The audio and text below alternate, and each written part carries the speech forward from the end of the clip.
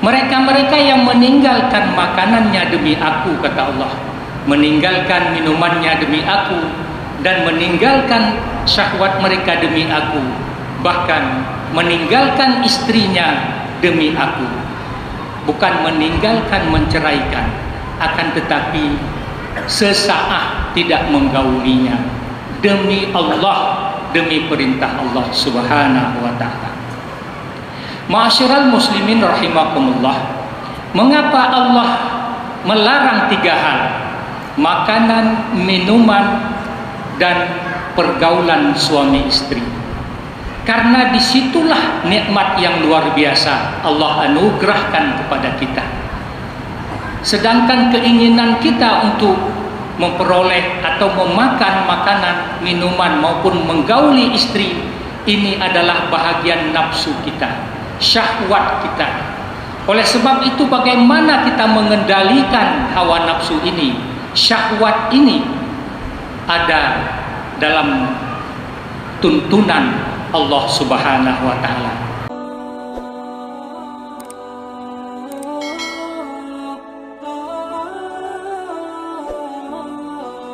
Wabarakatuh. Alhamdulillah, wassalatu wassalamu ala sayyidina Muhammad ibn Abdillah wa ala alihi wa sahbihi wa mawala. Amma ba'du, fa ya ibadallah, ittaqullaha haqqa tuqatih wa la tamutunna illa wa antum muslimun. A'udzu billahi minasy syaithanir rajim. Bismillahirrahmanirrahim. Ya ayyuhalladzina amanu kutiba alaikumus syiyam kama kutiba 'alal ladzina min qablikum la'allakum tattaqun. Puji syukur sama-sama kita panjatkan pada Allah Subhanahu wa ta'ala. Dengan limpahan rahmat dan hidayahnya, alhamdulillah kita sudah diselamatkan amal ibadah di bulan suci ini selama 2 hari.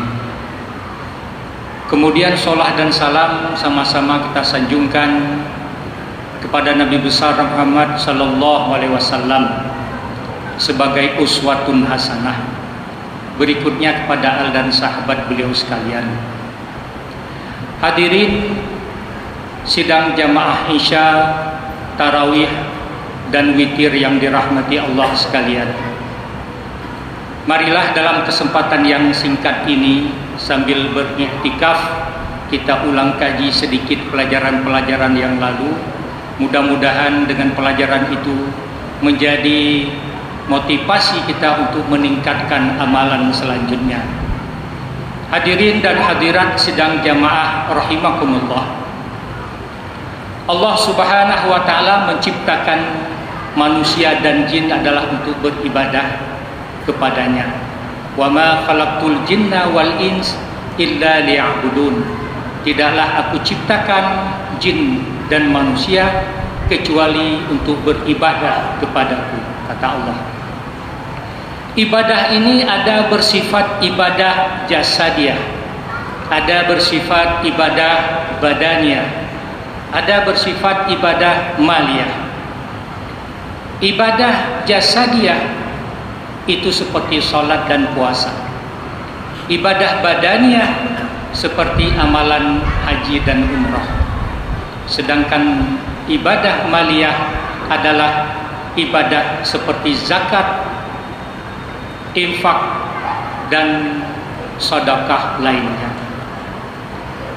Yang menarik di sini adalah Allah Subhanahu wa ta'ala biasanya melarang hambanya adalah terhadap yang sudah diharamkan, yang sudah ditentukan keharamannya, atau milik orang lain yang tidak semena-mena untuk kita miliki, atau yang bisa memberi mudarat kepada diri kita ataupun kepada orang lain.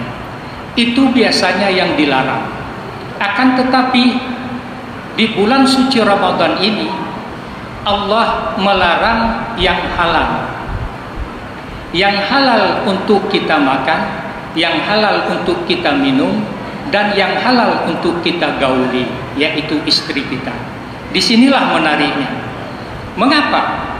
Allah menginginkan bagaimana seorang hambanya itu imanan wahtisaban, dengan keimanan dan ketulusan untuk selalu berumudiah mengabdi kepadanya, mengabdi atas perintahnya, daripada dia mengikuti hawa nafsu ataupun syahwatnya.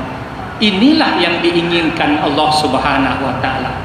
Maka kata Allah dalam hadis qudsi, kullu amali ibni adam lahu, seluruh amalan anak Adam itu baginya, illa siyam, kecuali puasa. As-sawmu li, puasa itu untukku, wa ana ajzibi, dan akulah yang akan membalasnya, kata Allah. Kepada siapa? Yad'u ta'amahu min ajli wa yad'u syarabahu min ajli wa yad'u syahwatahu min ajli wa yad'u zaujatahu min ajli. Mereka-mereka yang meninggalkan makanannya demi aku, kata Allah, meninggalkan minumannya demi aku, dan meninggalkan syahwat mereka demi aku, bahkan meninggalkan istrinya demi aku. Bukan meninggalkan menceraikan, akan tetapi sesaat tidak menggaulinya, demi Allah, demi perintah Allah Subhanahu wa taala. Ma'asyiral muslimin rahimakumullah, mengapa Allah melarang 3 hal? Makanan, minuman, dan pergaulan suami istri. Karena disitulah nikmat yang luar biasa Allah anugerahkan kepada kita. Sedangkan keinginan kita untuk memperoleh atau memakan makanan, minuman maupun menggauli istri, ini adalah bahagian nafsu kita, syahwat kita. Oleh sebab itu, bagaimana kita mengendalikan hawa nafsu ini, syahwat ini, ada dalam tuntunan Allah Subhanahu wa taala. Sebahagiannya dinukilkan di dalam kitab Mukhasyafatul Qulub karya Imam Al-Ghazali rahimallahu taala. Kalau tidak salah halaman 16 boleh dibaca. Apa kata di dalam kitab tersebut?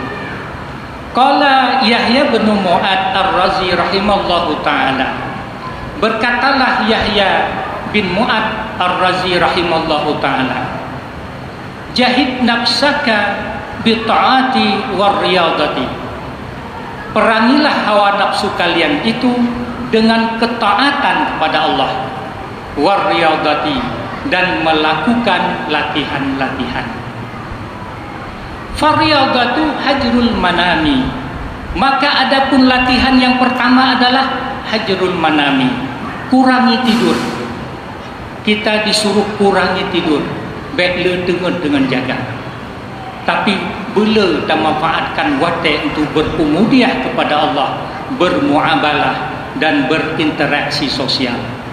Kemudian kata Imam Yahya, wakilatul kalami, dan sedikit berbicara, baik le haba dengan buat. Luar biasa. Karena banyak kata-kata tentu banyak salah, kadang-kadang bisa menyakitkan orang-orang lain. Disitulah dilarang be'le haba dengan bud. Kemudian yang ketiga adalah wahamlul aza minal anami, dan merasakan sakit daripada orang-orang, artinya merasakan penderitaan daripada orang lain, sehingga kita timbul rasa kasih sayang, timbul rasa iba, timbul prihatin untuk membantu sesama yang membutuhkannya. Kemudian yang keempat, kata Imam Yahya, waqillatu minat ta'ami, dan sedikit daripada makan. Be'le tapaju, makanlah apabila lapar, berhentilah sebelum kenyang. Ini konsep sebenarnya. Ma'asyiral muslimin rahimakumullah.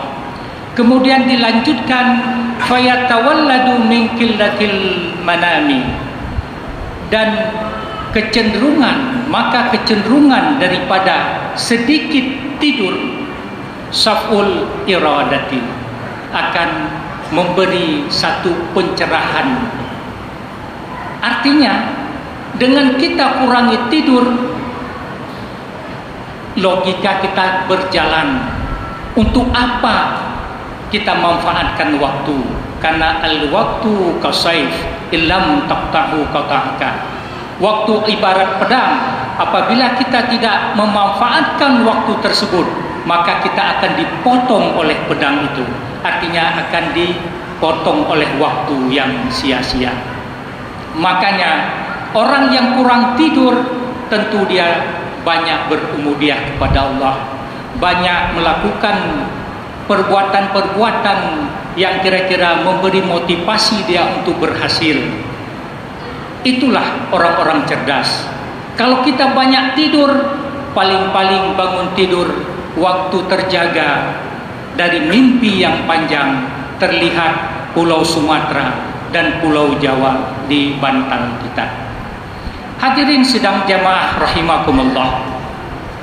Dilanjutkan, wa min qillatil kalami as-salamatu minal afati. Dan daripada sedikit berkata-kata, maka selamatlah daripada kebinasaan. Artinya, kita yang berkata-kata yang penting, yang tidak berfaedah kita tidak lakukan, sehingga tidak banyak menyakitkan orang lain, tidak menyebarkan fitnah, tidak menyebarkan hoak, maka selamatlah kita daripada kebinasaan. Luar biasa. Kemudian dikatakan lagi, wa min ihtimalil aza al-bulughu ilal ghayati, dan daripada menanggung penderitaan orang lain, merasakan sakit daripada orang lain, akan melempangkan jalan kita, memudahkan jalan kita. Artinya kita yang merasakan bagaimana penderitaan saudara-saudara kita seperti di Palestina umpamanya, mereka pernah menanyakan kepada seorang syekh, wahai syekh, apakah puasa kami ini sah sementara kami tidak pernah makan sahur dan tidak pernah berbuka, tidak ada makanan? Ini pertanyaan tentu sangat menyentuh hati kita. Penderitaan yang luar biasa. Mereka bahkan memakan rumput-rumputan, tapi karena keimanan yang kokoh, mereka tetap melaksanakan sholat tarawih, tetap melaksanakan puasa, dan bercita-cita supaya berpuasa. Artinya lapar yang mereka rasakan tidak sia-sia. Masya Allah, luar biasa. Hadirin sidang jamaah tarawih rahimakumullah. Kemudian dikatakan wa min qillatit ta'ami, dan sedikit daripada makan mautus syahwati, maka akan mematikan syahwat kita, hawa nafsu kita. Kemudian li anna fi kasratil akli, karena bahwasannya pada kebanyakan makan kaswatil qalbi, akan mematikan hati, wa zahaba nurihi, dan akan meredupkan cahaya hati itu sendiri. Nurul hikmah al-ju'i, cahaya hikmah adalah rasa lapar, artinya orang-orang yang berpuasa. Wasiqai yub'idu minallahi, dan orang yang selalu kenyang perutnya, yub'idu minallahi, akan jauh daripada Allah Subhanahu wa ta'ala. Luar biasa. Ini dikuatkan oleh Rasul yang mulia. Kama qala Rasulullah sallallahu alaihi wasallam. Kemudian berkatalah Rasulullah sallallahu alaihi wasallam, nauziru qulubakum bil ju'i, terangilah hati kalian bil ju'i, dengan rasa lapar, artinya berpuasa. Kedendek menteng, banyak orang puasa, rubba shaimin laisa lahu min siyamihi illal ju' wal atas. Banyak orang berpuasa, akan tetapi tidak diperoleh apa-apa dari puasanya, tidak diperoleh pahala illal ju' wal atas, kecuali hanya lapar dan dahaga. Hadirin sidang jamaah rahimakumullah, dilanjutkan lagi, wajahidu anfusakum bil ju'i, dan perangilah hawa nafsu kalian itu bil ju'i, dengan rasa lapar, wal atasin, dan rasa haus. Wa adimu qur'i babil jannati, dan seringlah mengetuk pintu surga dengan bil ju'i, dengan rasa lapar. Ternyata puasa inilah yang menyebabkan pintu surga terbuka. Khusus orang berpuasa namanya babur rayyan, yang kita masuk ke dalamnya tidak bisa dimasuki oleh orang lain. Tapi syarat adalah puasa. Mengetuk pintu surga tersebut adalah dengan berpuasa. Di sana kita dijamu oleh Allah Subhanahu wa taala dengan makanan yang luar biasa, yang ma la ainur ra'at wala uzunun sami'at wala khatara ala qalbin bashar, yang tidak pernah kita lihat, tidak pernah kita dengar, bahkan terlintas pun tidak pernah. Masya Allah, bagaimana nikmatnya, wallahu a'lam bisawab. Kata Allah dalam hadis qudsi, kulu washrabu hani'an bima aslaftum fil ayyamil khaliyah, makan dan minumlah sepuas-puas kalian sebagai ganti hari-hari kalian yang sudah berpuasa. Masya Allah, luar biasa. Hadirin sidang jamaah tarawih dan witir yang dirahmati Allah, Rasul melanjutkan hadisnya, yaitu fa inna ajri fi zalika ka ajril mujahidina fi sabilillah, bahwa maka sesungguhnya pahala pada demikian itu ka ajril mujahidina, seperti pahala seorang mujahid di dalam peperangan di jalan Allah Subhanahu wa taala. Orang mujahid adalah orang yang diampuni segala dosanya. Yughfiru lisyahidi kullu zambin, seluruh orang-orang syahid itu diampunkan dosa-dosanya. Kemudian walan yalija malakus samai, dan tidak akan masuk malaikat langit mala batnihi, bagi orang yang selalu kenyang perutnya. Jadi jangan harap para malaikat di dalam bulan ini ada satu malam, yaitu malam Lailatul Qadar, datang ke rumah kita apabila perut kita selalu kenyang, artinya tidak pernah berpuasa. Wa faqida halawatil ibadati, dan tidak akan merasakan bagaimana manisnya dalam beribadah kepada Allah. Inilah yang dapat kami sampaikan. Mudah-mudahan dengan apa yang sudah dinukilkan di dalam kitab Mukhasyafatul Qulub menjadi bahan rujukan bagi kita untuk memperbaiki amal ibadah kita di masa yang akan datang. Billahi taufiq wal hidayah. Wassalamualaikum warahmatullahi wabarakatuh.